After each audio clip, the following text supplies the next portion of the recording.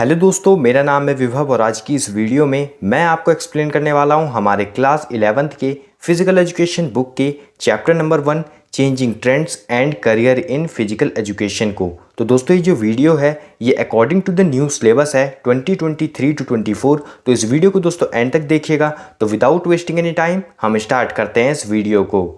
तो सबसे पहले दोस्तों हम देख लेते हैं इस यूनिट के कंटेंट को, मतलब दोस्तों हमें इस चैप्टर में कौन कौन से टॉपिक्स को कवर करना है। तो इसमें जो सबसे पहला टॉपिक है वो है दोस्तों हमारा concept, AIIMS and objectives of physical education. Second topic है दोस्तों हमारा development of physical education in India post independence. Third topic है दोस्तों हमारा चेंजिंग ट्रेंड्स इन स्पोर्ट्स, जिसमें हम देखेंगे playing surface, wearable gears and sports equipment, technological advancements. Fourth topic है दोस्तों हमारा career options in physical education और लास्ट टॉपिक है दोस्तों हमारा Khelo India program and fit India program. तो चलिए दोस्तों स्टार्ट करते हैं सबसे पहले टॉपिक से, जो कि है दोस्तों हमारा concept, AIIMS and objectives of physical education, जिसमें हम सबसे पहले देख लेते हैं meaning and definition of physical education. तो दोस्तों जो फिजिकल एजुकेशन है वो कॉम्बिनेशन है टू वर्ड्स का, मतलब जो फिजिकल एजुकेशन जो वर्ड है, जो टर्म है, वो दो वर्ड से मिलकर बना हुआ है। पहला वर्ड है फिजिकल और दूसरा वर्ड है एजुकेशन। फिजिकल का मतलब होता है बॉडी मूवमेंट्स या फिर फिजिकल एक्टिविटीज, और एजुकेशन एक प्रोसेस है जिसमें हम चीजों को सीखते हैं। So the education which we get with the help of body movements और physical activities is known as physical education. मतलब अगर कोई भी नॉलेज हम बॉडी मूवमेंट्स और फिजिकल एक्टिविटीज की हेल्प से ले रहे हैं तो वही फिजिकल एजुकेशन कहलाता है। तो आई होप आपको फिजिकल एजुकेशन की मीनिंग और उसका डेफिनेशन समझ में आ गया होगा। अब हम देख लेते हैं एम ऑफ फिजिकल एजुकेशन, मतलब दोस्तों जो फिजिकल एजुकेशन है उसका क्या एम होता है। तो दोस्तों फिजिकल एजुकेशन का एम है कि हर एक बच्चा स्पोर्ट्स में पार्टिसिपेट करे ताकि वो physically, mentally, emotionally and socially fit हो। मीन्स उस बच्चे का होलसम डेवलपमेंट होना चाहिए। यही दोस्तों फिजिकल एजुकेशन का एम है। आई होप आपको दोस्तों फिजिकल एजुकेशन का एम भी समझ में आ गया होगा। अब हम देख लेते हैं ऑब्जेक्टिव्स ऑफ फिजिकल एजुकेशन, मतलब दोस्तों जो फिजिकल एजुकेशन है उसका क्या उद्देश्य है। तो दोस्तों जो हमने एम में देखा था कि फिजिकल एजुकेशन का एम क्या था कि दोस्तों हर एक बच्चा फिजिकली, मेंटली, इमोशनली और सोशली फिट हो। यही दोस्तों फिजिकल एजुकेशन का ऑब्जेक्टिव्स भी है। पहला ऑब्जेक्टिव क्या है कि फिजिकल डेवलपमेंट, दूसरा क्या है मेंटल डेवलपमेंट, तीसरा क्या है सोशल डेवलपमेंट और फोर्थ है इमोशनल डेवलपमेंट। तो चलिए हम एक एक करके इनको डिटेल में समझते हैं। तो सबसे पहला डेवलपमेंट है दोस्तों हमारा फिजिकल डेवलपमेंट। तो फिजिकल डेवलपमेंट में क्या आता है, तो फिजिकल डेवलपमेंट में आता है कि किसी भी पर्सन की बॉडी का डेवलपमेंट करना। मींस उसके लेग्स मसल्स का डेवलपमेंट करना, उसके हैंड मसल्स का डेवलपमेंट करना, उसके इंटरनल ऑर्गन्स का डेवलपमेंट करना, जैसे कि respiratory system, nervous system, circulatory system, digestive system. इन सारी चीज का डेवलपमेंट आता है फिजिकल डेवलपमेंट में। सेकेंड है mental development. Mental development related with the mind, means इस डेवलपमेंट में हम स्पेशली फोकस करते हैं किसी भी इंडिविजुअल के माइंड को डेवलप करने पे। तो अब अगर किसी भी पर्सन का माइंड अच्छे से डेवलप होगा, उसका थिंकिंग प्रोसेस अच्छी होगी, तो उसका बिहेवियर भी अच्छा ही होगा। थर्ड है सोशल डेवलपमेंट। तो दोस्तों जो भी पर्सन, जो भी प्लेयर्स जो होते हैं, वो दोस्तों जब स्पोर्ट्स और गेम्स में पार्टिसिपेट करते हैं, उन गेम्स के, उन स्पोर्ट्स के रूल्स और रेगुलेशंस को फॉलो करते हैं, तो इससे दोस्तों वो काफी सारी सोशल क्वालिटीज को भी अपने अंदर अडॉप्ट करते हैं। मतलब दोस्तों वो स्पोर्ट्स और गेम्स में पार्टिसिपेट करने के कारण काफी सारी क्वालिटीज को सीखते हैं, जैसे कि friendship, honesty, cooperation, fair play, sportsmanship और सिंपैथी। तो इसके कारण उन्हें काफी सारे प्रैक्टिकल एक्सपीरियंसेस प्रोवाइड होते हैं, उन्हें काफी अच्छी अपॉर्चुनिटीज मिलती है ताकि जिससे वो अपने सोशल प्रोसेसेस को डेवलप कर सकें। लास्ट है इमोशनल डेवलपमेंट। तो दोस्तों ये चीज हमें पता है कि हर एक इंडिविजुअल में काफी सारी इमोशंस होती है, जैसे कि pleasure, hope, jealousy, hate, fear, distress. Distress का मतलब होता है दुख, एंगर, वंडर और भी कई सारे। और दोस्तों ये जो इमोशंस होते हैं काफी ज्यादा वाइटल रोल प्ले करते हैं हर इंडिविजुअल्स की लाइफ में। और दोस्तों इन इमोशंस का बैड इफेक्ट ये है, इनका डिसएडवांटेज ये है कि अगर दोस्तों ये इमोशंस एक्सेस हो जाए हमारी बॉडी में, तो इससे दोस्तों हम अनकंट्रोलेबल हो सकते हैं। तो दोस्तों ये जो प्रोग्राम्स होते हैं फिजिकल एजुकेशन के, यहाँ पर दोस्तों हम काफी सारे इमोशंस को डेवलप करते हैं और यहाँ पर हमें ये भी सिखाया जाता है कि उन इमोशंस को कैसे हम प्रॉपरली कंट्रोल करके रख सकें। तो आई होप आपको ऑब्जेक्टिव्स ऑफ फिजिकल एजुकेशन समझ में आ गया होगा। नेक्स्ट टॉपिक है दोस्तों हमारा development of physical education in India post independence. तो दोस्तों जो हमारा भारत है, हमारा इंडिया, वो दोस्तों धीरे धीरे करके हर एक एस्पेक्ट्स में प्रोग्रेस कर रहा है। जब दोस्तों हमें इंडिपेंडेंस मिली थी 1947 में, तब दोस्तों फिजिकल एजुकेशन के बहुत सारे स्कीम्स को गवर्नमेंट ऑफ इंडिया के द्वारा इंट्रोड्यूस किया गया था। 1948 में गवर्नमेंट ऑफ इंडिया ने एक central government physical education committee को फॉर्म की थी, जिसका नाम था ताराचंद कमेटी। और दोस्तों इस कमेटी ने रिकमेंड किया central institute of physical education and recreation and improvement of standards of games and sports in India. मतलब दोस्तों ये जो कमेटी है ताराचंद कमेटी, इन्होंने रिकमेंड किया कि एक central institute of physical education होना चाहिए जिसके द्वारा दोस्तों रिक्रिएशन हो सके, अलग अलग गेम्स और स्पोर्ट्स के स्टैंडर्ड को इम्प्रूव किया जा सके इंडिया में। ये इसका रिकमेंडेशन था। 1950 में central advisory board of physical education को सेटअप किया जाता है और दोस्तों इस बोर्ड को सेटअप करने का पर्पज़ ये था कि ये एडवाइस कर सके गवर्नमेंट को फिजिकल एजुकेशन इशूज़ के रिगार्डिंग। और दोस्तों ये जो बोर्ड है central advisory board of physical education, इसका सबसे इंपॉर्टेंट ऑब्जेक्टिव ये था कि जो फिजिकल एजुकेशन सब्जेक्ट है उसको इंट्रोड्यूस किया जा सके as a compulsory subject elementary, middle और सीनियर सेकेंडरी लेवल पर। और दोस्तों इंडिजीनियस फिजिकल एक्टिविटीज़ को प्रमोट करने के लिए central advisory board of physical education ने नेशनल प्लान भी बनाया फिजिकल एजुकेशन और रिक्रिएशन का 1956 में। उसके बाद दोस्तों फर्स्ट एशियन गेम्स होते हैं 1951 में न्यू दिल्ली में, जिसने इंडियन यूथ को बहुत ज़्यादा मोटिवेट किया गेम्स और स्पोर्ट्स में पार्टिसिपेट करने के लिए इंटरनेशनल लेवल पर। उसके बाद दोस्तों जो हमारे हेल्थ मिनिस्टर थे राजकुमारी अमृत कौर, उन्होंने दोस्तों एक कोचिंग स्कीम गेम्स और स्पोर्ट्स के लिए भी इंट्रोड्यूस किया था 1953 में। और दोस्तों ये जो कोचिंग स्कीम थी इसको इंट्रोड्यूस करने का पर्पज़ ये था कि जो कोचिंग प्रोग्राम है इंडिया के अंदर उसको बढ़ावा दिया जा सके, क्योंकि उस समय पर इंडिया में कोई भी प्रोफेशनल कोचिंग प्रोग्राम जो है वो नहीं था। उसके बाद दोस्तों नेशनल इंस्टीट्यूट ऑफ स्पोर्ट्स, जिसको शॉर्ट में हम NIS बोलते हैं, उसको भी सेटअप किया गया 1961 में मोतीबाग में, जो कि पटियाला पंजाब में है। और दोस्तों नेशनल इंस्टीट्यूट ऑफ स्पोर्ट्स को सेटअप करने का मेन रीज़न ये था कि दोस्तों यहाँ से क्वालिफाइड कोचेस को प्रोड्यूस किया जा सके अलग अलग गेम्स और स्पोर्ट्स के रिगार्डिंग। उसके बाद दोस्तों 1954 में all India council of sports भी एग्जिस्टेंस में आती है और इसी के साथ साथ state sports council, district sports council, इनको भी स्टैब्लिश किया गया था। इंडिपेंडेंस के 10 साल बाद मतलब 1957 में ministry of education and culture government of India ने पहला कॉलेज ऑफ फिजिकल एजुकेशन को इस्टेब्लिश किया था जिसका नाम था Laxmibai college of physical education, जिसको शॉर्ट में हम LCPE बोलते हैं, और इसको उन्होंने ग्वालियर मध्य प्रदेश में इस्टेब्लिश किया था। 1973 में Laxmibai college of physical education का जो नाम है उसको चेंज किया गया और उसका जो नाम रखा गया वो था Laxmibai national college of physical education, जिसको हम शॉर्ट में LNCPE बोलते हैं। 1995 में LNCPE मतलब Laxmibai national college of physical education को एक डीम्ड यूनिवर्सिटी का भी स्टेटस मिल गया। उसके बाद दोस्तों 1958 में मिनिस्ट्री ऑफ एजुकेशन ने sports and youth welfare department को भी इस्टेब्लिश किया ताकि जिससे दोस्तों फिजिकल एजुकेशन को इंडिया के अंदर प्रमोट किया जा सके। उसके बाद दोस्तों नेशनल फिटनेस कॉर्प्स, इसको भी इस्टेब्लिश किया गया 1965 में। और दोस्तों इसको इस्टेब्लिश करने का ऑब्जेक्टिव ये था कि जो यूथ है उनको फिजिकली स्ट्रॉन्ग किया जा सके। 1970 से 1971 के बीच में रूरल स्पोर्ट्स टूर्नामेंट स्कीम को भी इंट्रोड्यूस किया गया गवर्नमेंट के द्वारा, ताकि जिससे दोस्तों गांव के बच्चे भी इस स्पोर्ट्स में गेम्स में पार्टिसिपेट करें और जो नेचुरल टैलेंट्स है उसको भी हम निकाल पाएँ। उसके बाद दोस्तों स्पोर्ट्स में विमेन के पार्टिसिपेशन को बढ़ाने के लिए नेशनल स्पोर्ट्स चैम्पियनशिप, इसको भी स्टार्ट किया गया 1975 में। उसके बाद दोस्तों 1982 में एशियन गेम्स जो कि इंडिया में हुए थे उसमें इंफ्रास्ट्रक्चर में काफ़ी ज़्यादा बूस्ट किया गया, फैसिलिटीज़ बढ़ाई गई स्पोर्ट्स के रिलेटेड। 1984 में स्पोर्ट्स अथॉरिटी ऑफ इंडिया, जिसको शॉर्ट में हम साई बोलते हैं, उसको स्टैब्लिश किया गया ताकि जिससे स्पोर्ट्स के डिपार्टमेंट को मेंटेन किया जा सके, स्पोर्ट्स इंफ्रास्ट्रक्चर का प्रॉपर यूटिलाइजेशन किया जा सके। उसके बाद दोस्तों 1987 में society for national institutes of physical education and sports, जिसको हम शॉर्ट में SNIPES बोलते हैं, इसको मर्ज कर दिया गया sports authority of India Sai के साथ, ताकि जिससे स्पोर्ट्स अवेयरनेस जो है वो लोगों के बीच में प्रमोट किया जा सके, उनके बीच में डेवलप किया जा सके। उसके बाद दोस्तों XIS कॉमनवेल्थ गेम्स 2010 दिल्ली में कंडक्ट हुआ था। उसके बाद दोस्तों 2018 में CBSE ने लॉन्च किया फिजिकल एजुकेशन को as a compulsory subject in class 9 to 12 as main streaming health physical education.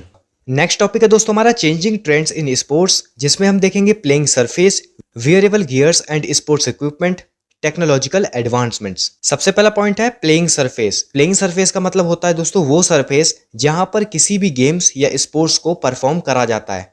Playing surface दोस्तों कई सारे टाइप्स की होती है, जैसे कि natural grass, wooden, cemented, artificial turf, रबड़, सिंथेटिक स्पॉन्ज एटसेट्रा।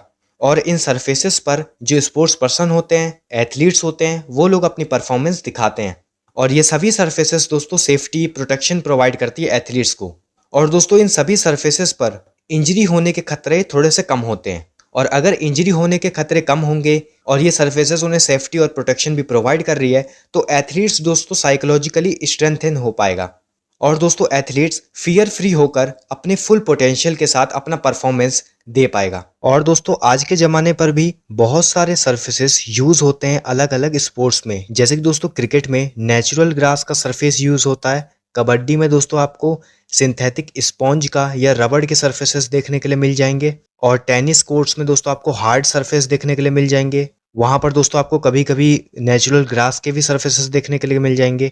और runways in throwing and jumping event में दोस्तों आपको हार्ड सरफेसेस देखने के लिए मिल जाएंगे। मतलब दोस्तों अलग अलग स्पोर्ट्स में अलग अलग तरीके के सरफेसेस का यूज होता है। सेकंड है दोस्तों हमारा wearable gears and sports equipment. दोस्तों वियरेबल गियर्स और स्पोर्ट्स इक्विपमेंट का मतलब होता है वो सारे इक्विपमेंट, वो सारे गियर्स जो कि हम किसी भी स्पोर्ट्स को खेलने से पहले वियर करते हैं, ताकि जिससे हम इंजरी से बचे रह सकें। यही चीज़ें दोस्तों हमारे सबसे पहले पॉइंट में भी दी हुई है कि अगर हम कोई भी गेम्स और स्पोर्ट्स खेल रहे हैं और हमने अगर कोई भी प्रॉपर गियर्स नहीं पहन रखे उस स्पोर्ट्स को खेलने के लिए, तो दोस्तों ये काफ़ी ज़्यादा डेंजरस हो सकता है हमारे लिए। इससे दोस्तों इंजरी के चांसेस ज़्यादा होंगे। और अगर हम दोस्तों प्रॉपर गियर्स को पहन लेते हैं तो इससे दोस्तों जो इंजरीज होने के चांसेस हैं वो रिड्यूस हो जाएंगे, वो कम हो जाएंगे। वेरिएबल गियर्स और स्पोर्ट्स इक्विपमेंट का पहनने का फ़ायदा ये है दोस्तों कि अगर कोई भी पर्सन इन चीज़ को पहन लेता है स्पोर्ट्स खेलने से पहले, तो उसको दोस्तों कोई भी चिंता नहीं होती है एक्सीडेंट को लेकर। मतलब उसे इंजरीज का कोई भी चिंता नहीं होती है, और इसके कारण दोस्तों वो फियर फ्री होकर अपने फुल पोटेंशियल के साथ अपनी परफॉर्मेंस दिखा सकता है उस गेम और स्पोर्ट्स में जो कि वो खेल रहा है। तो दोस्तों हम जो भी गेम खेलें, जो भी स्पोर्ट्स खेलें, वहाँ पर दोस्तों हमारी सबसे पहली प्रायोरिटी यही होनी चाहिए कि हम सबसे पहले अपने आप को प्रोटेक्ट करें। प्रोटेक्ट करने के लिए हम वियरेबल गियर्स, स्पोर्ट्स इक्विपमेंट को पहने। जैसे कि दोस्तों अगर हम क्रिकेट को खेल रहे हैं तो क्रिकेट के रिलेटेड जो भी स्पोर्ट्स इक्विपमेंट होंगे, जैसे कि pads, helmet, chest guard, elbow guard, जो भी होंगे वो सब चीज़ को हम पहन ले। इससे दोस्तों इंजरीज होने के चांसेस कम होंगे। और दोस्तों अलग अलग स्पोर्ट्स में अलग अलग स्पोर्ट्स इक्विपमेंट, वियरेबल गियर्स का यूज़ किया जाता है। जैसे कि दोस्तों helmets, pads, mouth guards, eye shields, protective cups etcetera. Helmets का यूज़ होता है दोस्तों क्रिकेट में। जैसे कि दोस्तों आपने देखा होगा कि जो बैट्समैन होते हैं जो कि बैटिंग करने जाते हैं क्रिकेट में, वो लोग दोस्तों हेलमेट्स का यूज़ करते हैं। क्रिकेट में ही दोस्तों जो विकेट कीपर्स होते हैं वो लोग भी दोस्तों हेलमेट का यूज़ करते हैं अपने हेड को प्रोटेक्ट करने के लिए। पैड्स का यूज़ दोस्तों होता है क्रिकेट में। आपने दोस्तों देखा ही होगा जो बैट्समैन होते हैं जो कि बैटिंग करने जाते हैं वो लोग पैड्स भी वियर करते हैं। विकेट कीपर्स भी दोस्तों जो क्रिकेट में होते हैं वो लोग भी दोस्तों पैड्स को यूज करते हैं, और इससे दोस्तों वो अपने लेग्स को प्रोटेक्ट कर पाते हैं। माउथ गार्ड्स का यूज होता है दोस्तों बॉक्सिंग जैसे गेम्स में, जहां पर दोस्तों उन्हें अपने माउथ को प्रोटेक्ट करना होता है। मतलब दोस्तों अलग अलग स्पोर्ट्स में अलग अलग प्रोटेक्टिव इक्विपमेंट्स यूज होते हैं। लास्ट पॉइंट है दोस्तों हमारा टेक्नोलॉजिकल एडवांसमेंट्स। तो दोस्तों टेक्नोलॉजी का भी काफ़ी ज़्यादा इम्पैक्ट पड़ता है हमारे स्पोर्ट्स में और गेम्स में।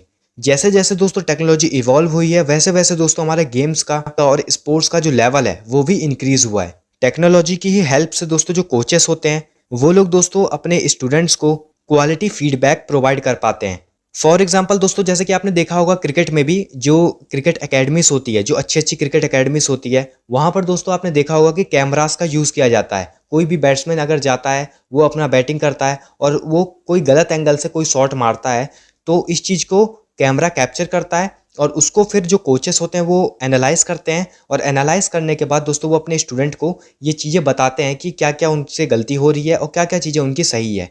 तो इस तरीके से दोस्तों टेक्नोलॉजी की मदद से जो कोचेस होते हैं वो अच्छे से एनालाइज करके एक क्वालिटी फीडबैक अपने एथलीट्स को देते हैं, और इससे एथलीट्स को ये एडवांटेज होता है कि वो ज़्यादा से ज़्यादा अपने ऊपर इम्प्रूवमेंट कर सकते हैं। और दोस्तों टेक्नोलॉजी की हेल्प से जो स्पोर्ट्स के अंदर आपने देखा होगा जो रेफरीज होते हैं, एम्पायर्स होते हैं, उनको भी एक्यूरेट डिसीजन देने में मदद मिलती है। अब दोस्तों मैं इसका भी आपको एग्जांपल देता हूं। आपने दोस्तों देखा होगा क्रिकेट में जो थर्ड एम्पायर होते हैं, तो दोस्तों थर्ड एम्पायर की हेल्प से एक्यूरेट डिसीजन देने में हेल्प होती है। अगर कोई बैट्समैन आउट है तो उसे आउट ही दिया जाएगा, और अगर कोई बैट्समैन नॉट आउट है तो उसे नॉट आउट ही दिया जाएगा। अब हम देख लेते हैं कि क्या क्या टेक्नोलॉजिकल एडवांसमेंट्स हुआ है स्पोर्ट्स के फील्ड में। सबसे पहला पॉइंट है सेंसर्स। तो दोस्तों सेंसर्स का यूज किया जाता है किसी भी एथलीट के हेल्थ को ट्रैक करने के लिए और बायोमेट्रिक्स को डिलीवर करने के लिए। जैसे कि दोस्तों एथलीट के हार्ट रेट को मॉनिटर करने के लिए भी सेंसर्स हैं, एथलीट्स के ब्रीथिंग रेट्स को भी मॉनिटर करने के लिए काफ़ी सारे सेंसर्स बने हुए हैं। एथलीट्स के स्पीड को मॉनिटर करने के लिए भी काफ़ी सारे सेंसर्स बने हुए हैं। तो दोस्तों इन सेंसर्स से हम एथलीट्स के हेल्थ को ट्रैक कर सकते हैं। और दोस्तों एथलीट्स को इन सेंसर से क्या फ़ायदा होता है, तो दोस्तों एथलीट्स को इन सेंसर से फ़ायदा ये होता है कि वो अपनी फिटनेस लेवल को मेंटेन करके रख सकते हैं। अगर वो अपनी फिटनेस में कहीं पर लैक हो रहे हैं तो इन सेंसर्स की मदद से वो अपनी फिटनेस को मेंटेन कर सकते हैं। सेकंड है इंस्टेंट रीप्ले। तो दोस्तों इंस्टेंट रीप्ले का तो सबसे अच्छा एग्जांपल आपको पता ही है, क्रिकेट में होता है। जैसे कि दोस्तों किसी बैट्समैन ने एक शॉट मारा, जैसे मान लीजिए विराट कोहली ने कवर ड्राइव मारा, तो उस कवर ड्राइव को फिर से दिखाने के लिए आपको एक रिप्ले दिखाया जाता है ना, कि विराट कोहली ने इस तरीके से एक शॉट मारा है। तो यही दोस्तों इंस्टेंट रिप्ले का अच्छा एग्जांपल है। थर्ड पॉइंट है स्पोर्ट्स इक्विपमेंट। ये भी दोस्तों काफ़ी ज़्यादा एक इंपॉर्टेंट टेक्नोलॉजिकल एडवांसमेंट है। इसका भी दोस्तों हम एक अच्छा एग्जांपल क्रिकेट से ही ले सकते हैं। जैसे कि दोस्तों आपने देखा होगा 90s के समय पर जैसे क्रिकेट खेले जाते थे और उस समय पर हेलमेट्स जिस तरीके के यूज़ किए जाते थे, वहाँ पर दोस्तों हेलमेट में नेट्स नहीं होते थे, मतलब जाले नहीं होते थे। तो इससे जो बॉल होती थी वो आकर माउथ में भी कभी कभी लग जाती थी और वहां से खून निकलने लग जाता था, मतलब ब्लीडिंग होने लग जाती थी, मतलब इंजरीज तो हो ही जाती थी हेलमेट पहनने के बाद भी। तो दोस्तों टेक्नोलॉजिकल एडवांसमेंट्स के द्वारा क्रिकेट में ये चीज़ चेंज हुई कि जो हेलमेट्स थे उनके ऊपर नेट्स लगाए गए, ताकि जिससे जो बॉल है अगर वो माउथ के पास आती है तो वो नेट्स पे लगेगी, आपके मुंह पे नहीं लगेगी, ताकि जिससे जो ब्लीडिंग होगी, मतलब जो इंजरीज होगी, उसके चांसेस कम होंगे। फोर्थ पॉइंट है डिजिटल मीडिया। तो डिजिटल मीडिया का तो दोस्तों सबसे अच्छा एग्जांपल आपको पता ही है, क्रिकेट से ही वापस से हम इसका एग्जांपल ले सकते हैं। हमें दोस्तों कभी हम रास्ते में जा रहे हैं, हम टीवी तो नहीं देख रहे हैं, और हमें दोस्तों क्रिकेट का जो अभी मैच करंटली जो चल रहा है उसका हमें स्कोर देखना होता है, तो हम क्या करते हैं, क्रिक बस पे देख लेते हैं या गूगल पे सर्च कर लेते हैं। तो ये दोस्तों क्या है, ये दोस्तों एक डिजिटल मीडिया के द्वारा ही टेक्नोलॉजिकल एडवांसमेंट्स का ही एक एग्जाम्पल है। फिफ्थ पॉइंट है दोस्तों हमारा इंजरी प्रिवेंशन एंड रिहेबिलिटेशन। इसका मतलब है दोस्तों कि हम इंजरी को भी प्रिवेंट करके रख सकते हैं टेक्नोलॉजी की मदद से। कैसे, तो अभी दोस्तों अभी हमने कुछ सेंसर्स के बारे में पढ़ा था सबसे पहले पॉइंट में।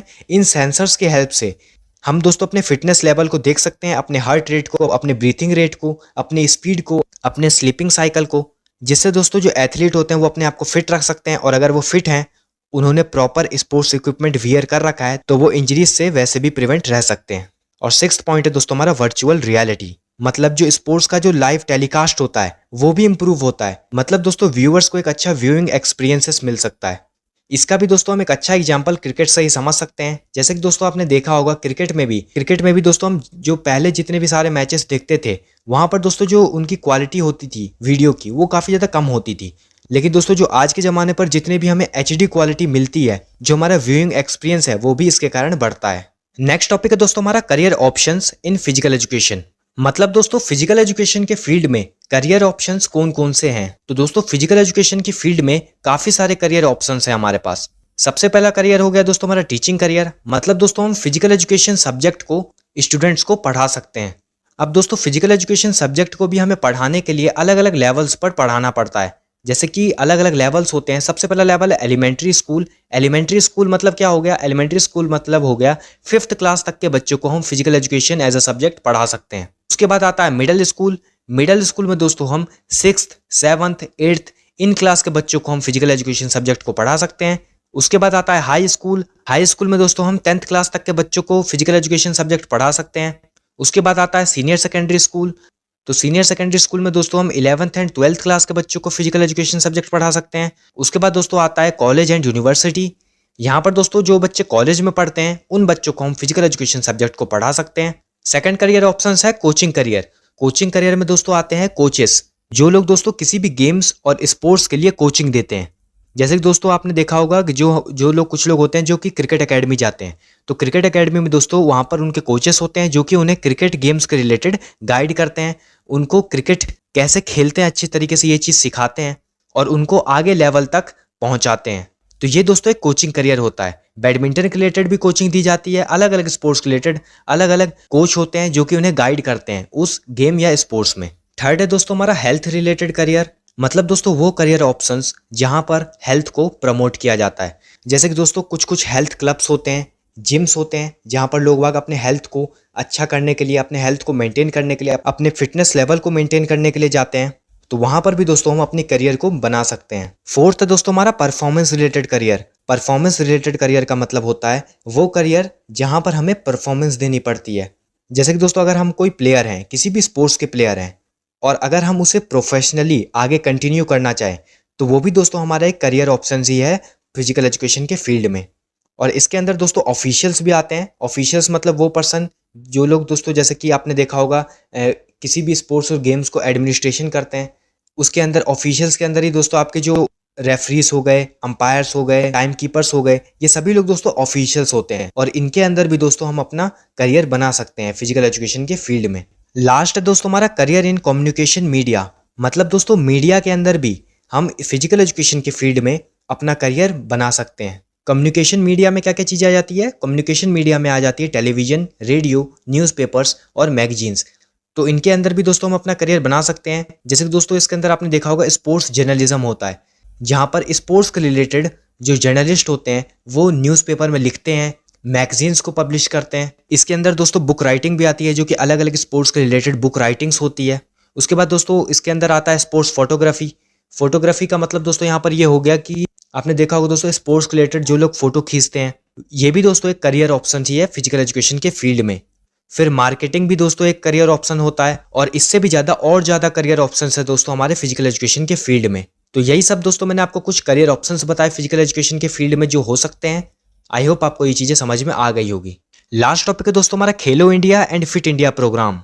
तो सबसे पहले हम देख लेते हैं खेलो इंडिया प्रोग्राम को। तो दोस्तों जो खेलो इंडिया प्रोग्राम है वो एक नेशनल योजना है या फिर एक नेशनल स्कीम है, जो कि डेवलप किया गया था इंडिया के अंदर स्पोर्ट्स को प्रमोट करने के लिए। दोस्तों इंडिया में खेलो इंडिया प्रोग्राम लॉन्च हुआ था 2018 में ministry of sports and youth affairs के द्वारा। ये प्रोग्राम हमारे एथलीट्स के लिए लॉन्च हुआ था और ये प्रोग्राम उनके लिए काफी ज्यादा सपोर्टिव था। अब हम देख लेते हैं एलिजिबिलिटी को कि कौन कौन खेलो इंडिया प्रोग्राम के अंदर एलिजिबल है।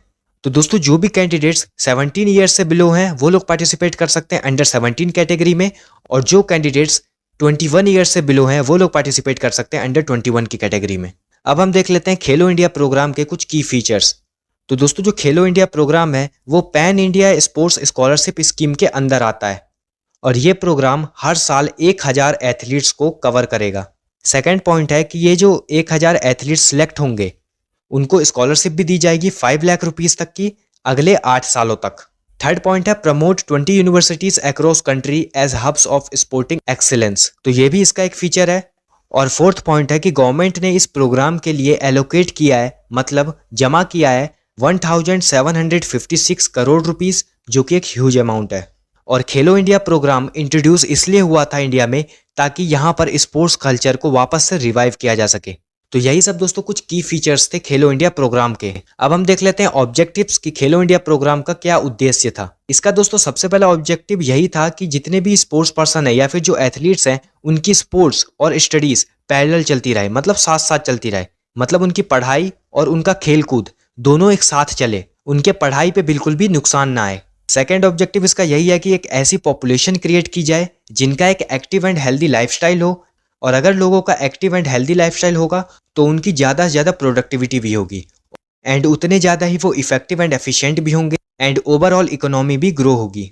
तो इसीलिए स्पोर्टिंग इवेंट्स स्पोर्ट्स को इतना ज़्यादा इंकरेज किया जाता है। थर्ड पॉइंट है दोस्तों कि जितने भी दोस्तों जो डिप्राइव्ड सेक्शन होते हैं, मतलब जितने भी पुअर लोग होते हैं, जो लोग गाँव में रहते हैं, वो लोग भी दोस्तों काफ़ी ज़्यादा टैलेंटेड होते हैं। उन लोगों को भी स्पोर्ट्स खेलने का मन होता है। तो खेलो इंडिया प्रोग्राम के अंदर यही करा गया कि जो जितने भी डिप्राइव्ड सेक्शन थे, जिन लोगों के पास फैसिलिटी नहीं थी स्पोर्ट्स को खेलने के लिए लेकिन उनके पास टैलेंट है, तो खेलो इंडिया प्रोग्राम उनको इनकरेज करेगा और उनको अपॉर्चुनिटी देगा कि वो लोग भी स्पोर्ट्स और गेम्स में पार्टिसिपेट कर सकें।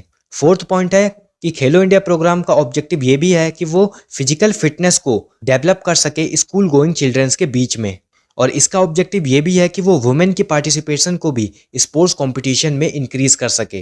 खेलो इंडिया प्रोग्राम का दोस्तों एम ये भी है कि जो दिव्यांग पर्सन होते हैं, मतलब वो पर्सन जिनकी कुछ ना कुछ डिसेबिलिटीज होती है, उन लोगों को भी दोस्तों इनकरेज करेगा, उन लोगों को भी मौका देगा कि वो लोग भी अपना पार्टिसिपेशन दे सकें स्पोर्ट्स और गेम्स में। और लास्ट पॉइंट दोस्तों ये है कि जो खेलो इंडिया प्रोग्राम है वो यूथ को इनकरेज करेगा नेशन को डेवलप करने के लिए, नेशन को आगे बढ़ाने के लिए। अब हम देख लेते हैं फिट इंडिया मूवमेंट। तो दोस्तों जो फिट इंडिया मूवमेंट है वो लॉन्च हुआ था 29 अगस्त 2019 में हमारे honourable prime minister Shri Narendra Modi के द्वारा इंदिरा गांधी स्टेडियम इन न्यू दिल्ली। और दोस्तों फिट इंडिया मूवमेंट को इसीलिए लॉन्च करा गया था ताकि जो फिटनेस है वो हर एक इंडिविजुअल के, हर एक पर्सन के लाइफ का इंटीग्रल पार्ट बन जाए। फिट इंडिया मूवमेंट का हेडक्वार्टर है न्यू दिल्ली में, और दोस्तों जो फिट इंडिया मूवमेंट है वो लॉन्च किया गया था मेजर ध्यानचंद के बर्थ एनिवर्सरी के ओकेजन पर।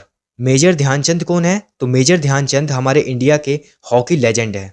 और दोस्तों फिट इंडिया मूवमेंट भी खेलो इंडिया प्रोग्राम की तरह एक पैन इंडिया मूवमेंट है जो कि फिटनेस को प्रमोट करता है। फिट इंडिया मूवमेंट के अंदर 3 एज ग्रुप्स को इंक्लूड किया गया है।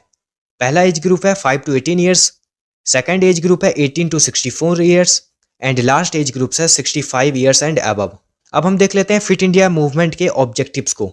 तो दोस्तों फिट इंडिया मूवमेंट के कई सारे ऑब्जेक्टिव्स हैं। सबसे पहला ऑब्जेक्टिव है दोस्तों कि जो फिट इंडिया मूवमेंट है वो फिटनेस को easy, fun and free manner में प्रमोट करना चाहता है। सेकंड पॉइंट है दोस्तों हमारा टू इनकरेज इंडिजीनियस स्पोर्ट्स, मतलब दोस्तों जो हमारे इंडिया के स्पोर्ट्स हैं, जो हमारे इंडिया के गेम्स हैं, उनको प्रमोट करना चाहता है fit India movement. Third point है दोस्तों कि जो फिट इंडिया मूवमेंट है वो अवेयरनेस भी स्प्रेड करना चाहता है, अवेयरनेस को भी फैलाना चाहता है फिटनेस के रिलेटेड सभी इंडिविजुअल्स के बीच में। Fourth objective fit India movement का यही है कि जो फिटनेस है उसको दोस्तों वो पहुंचा सके स्कूल, कॉलेज, यूनिवर्सिटी, विलेज, इन सभी तक। और दोस्तों फिट इंडिया मूवमेंट का फिफ्थ ऑब्जेक्टिव ये है कि ये एक प्लेटफॉर्म को क्रिएट कर सके इंडिया के सिटीजन्स के लिए, जहां पर दोस्तों वो फिटनेस को प्रमोट कर सके और अवेयरनेस को फैला सके फिटनेस के रिलेटेड सभी इंडिविजुअल्स के बीच में। और दोस्तों लास्ट ऑब्जेक्टिव जो है फिट इंडिया मूवमेंट का वो यही है कि जितने भी हमारे डेली लाइफस्टाइल के फिटनेस के रिलेटेड चीज़ें होती हैं, जैसे कि योगा हो गया, स्पोर्ट्स हो गए अलग अलग, साइकिलिंग हो गई, डांसिंग हो गए। अब हम दोस्तों देख लेते हैं फिटनेस प्लेज। मतलब दोस्तों जो लोग भी फिट इंडिया मूवमेंट में ज्वाइन होगा वो लोग दोस्तों सबसे पहले एक प्लेज लेंगे। वो प्लेज क्या है वो मैं आपको अब बता देता हूँ। प्लेज है दोस्तों, I promise to myself that I will devote time for physical activity and sports every day and I will encourage my family members and neighbors to be physically fit and make India a fit nation। तो दोस्तों इस pledge का मतलब यही है कि मैं अपने आप से ये प्रॉमिस करता हूँ, मैं अपने आप से ये वादा करता हूँ कि मैं कुछ समय फिजिकल एक्टिविटी के लिए और स्पोर्ट्स के लिए हर दिन निकालूंगा और मैं अपने फैमिली मेम्बर्स को, अपने नेबर्स को भी एनकरेज करूंगा फिजिकली फिट होने के लिए और इंडिया को एक फिट नेशन बनाने के लिए। अब हम देख लेते हैं दोस्तों लोगो। मतलब दोस्तों ये जो फिट इंडिया मूवमेंट का जो लोगो है इसका मतलब क्या है। तो सबसे पहले दोस्तों आप फिट इंडिया मूवमेंट का लोगो देखिए। इस लोगो में दोस्तों आप देख पा रहे हैं कि ये जो लोगो है इसमें जहाँ पे फिट की स्पेलिंग होनी चाहिए, फिट की स्पेलिंग की तरफ आप देखिए, वहां पर देखिए कि जहाँ पर आई होना चाहिए वहां पर इन लोगों ने अशोका के पिलर एडिक्ट का यूज किया है। पिलर एडिक्ट का मतलब होता है कि कुछ पिलर्स जो कि अशोका ने बनाए थे अपने टाइम पर। तो इस पिलर एडिक्ट में हमें यही चीजें दिखाई गई है कि यहाँ पर 4 लॉयंस है जो कि दोस्तों अलग अलग डायरेक्शंस में है। और जो ये लॉयंस हैं ये दोस्तों पावर को, करेज को, कॉन्फिडेंस को और प्राइड को शो कर रहे हैं। इसी लॉयंस के ठीक नीचे दोस्तों आपको अशोका चक्र देखने के लिए मिलता है और उस चक्र के ठीक बगल में दोस्तों आपको एक बुल देखने के लिए मिलेगा जो कि दोस्तों हार्डवर्क को और फास्टनेस को शो करता है। और वहीं पर दोस्तों आपको एक हॉर्स भी देखने के लिए मिलता है जो कि लॉयल्टी, स्पीड और एनर्जी को शो करता है। तो यही दोस्तों फिट इंडिया मूवमेंट के लोगों का मतलब था। अब हम दोस्तों देख लेते हैं फिट इंडिया का स्लोगन। स्लोगन है दोस्तों हमारा, if the body is fit the mind is hit, fit India hit India, healthy people healthy families, healthy society, fitness is not a destination it is a way of health, commit yourself to be healthy and fit. ये दोस्तों slogan है fit India movement का। इसमें यही कहा जा रहा है कि फिटनेस को यहाँ पर प्रमोट किया जा रहा है, सभी फैमिलीज को फिट होना चाहिए, सभी पीपल को फिट होना चाहिए, हमारी सोसाइटी को फिट होना चाहिए ताकि जिससे हम इंडिया को एक फिट नेशन बना सकें। अब हम दोस्तों लास्ट में देख लेते हैं benefit of fit India movement. मतलब दोस्तों जो फिट इंडिया मूवमेंट है उसके क्या क्या बेनिफिट्स हैं। फिट इंडिया मूवमेंट का दोस्तों सबसे पहला बेनिफिट यही है कि जितने भी लोग फिट इंडिया मूवमेंट में जुड़ेंगे वो सभी लोग दोस्तों हेल्दी होंगे और फिटनेस को प्रमोट करेंगे, बीमारियों से बच पाएंगे और अपने आप को हेल्दी बना पाएंगे। सेकेंड एडवांटेज दोस्तों इसका यही है कि लोग अगर फिटनेस को प्रमोट करेंगे तो इससे क्या होगा, इससे वो लोग दोस्तों एक्टिव हो पाएंगे और अगर वो लोग एक्टिव हैं तो वो लोग लॉन्ग आवर्स तक, मतलब एक्स्ट्रा आवर्स तक काम कर पाएंगे। थर्ड पॉइंट है दोस्तों कि जो फिटनेस एक्टिविटी में अगर लोग बाग हैं, फिटनेस एक्टिविटी लोग बाग कर रहे हैं, स्पोर्ट्स खेल रहे हैं, तो इससे जो फैटल डिजीजेस होंगे, मतलब जितने भी डिजीजेस होंगे उनके रिस्क भी कम होंगे। फोर्थ पॉइंट है दोस्तों कि जो लोग भी फिट इंडिया मूवमेंट में जुड़े होंगे तो जाहिर सी बात है वो लोग दोस्तों फिटनेस को प्रमोट करेंगे और अगर वो लोग दोस्तों खुद भी फिट हैं तो इससे दोस्तों उनका फिजिकल हेल्थ भी बूस्ट होगा। वो लोग दोस्तों अपने लंग फंक्शंस को इंप्रूव करेंगे, कार्डियोवैस्कुलर हेल्थ को इंप्रूव करेंगे और जितने भी दोस्तों डिजीजेस होते हैं इससे भी वो प्रिवेंट हो पाएंगे। और दोस्तों जो फिट इंडिया मूवमेंट में जो लोग भी फिटनेस को प्रमोट कर रहे हैं वो लोग खुद भी फिट हैं तो वो लोग दोस्तों मेंटल डिसऑर्डर्स के रिस्क से भी बचे रहेंगे, डिप्रेशन से भी बचे रहेंगे, एंग्जाइटी से भी बचे रहेंगे, और वो लोग दोस्तों अपने स्लीप पैटर्न को भी इंप्रूव कर पाएंगे। लास्ट एडवांटेज इसका यही है कि जो लोग भी फिटनेस को प्रमोट कर रहे हैं, जो लोग भी फिट इंडिया मूवमेंट में जुड़े हुए हैं, तो जाहिर सी बात है कि वो लोग फिट हैं, तो उनको दोस्तों यही एडवांटेज देखने के लिए मिलेगा कि उनकी दोस्तों बोन डेंसिटी भी इंप्रूव हो रही है, उनकी बॉडी में फ्लेक्सिबिलिटी भी इंक्रीज हो रही है, और ऑस्टियोपोरोसिस के रिस्क को भी वो लोग रिड्यूस कर पा रहे हैं। तो यहीं पर दोस्तों ये जो हमारा यूनिट है, unit number 1 changing trends and career in physical education, ये दोस्तों यहाँ पर खत्म होता है। आई होप दोस्तों ये जो वीडियो है ये आपके लिए हेल्पफुल रही होगी। अगर आपको ये वीडियो अच्छी लगी है तो इस वीडियो को लाइक कीजिए, इस वीडियो को शेयर कीजिए अपने दोस्तों के साथ, और दोस्तों अगर आप ऐसी ही वीडियोस को देखते रहना चाहते हैं तो इस चैनल को सब्सक्राइब कीजिए। तब तक के लिए दोस्तों all the best, stay tuned with us.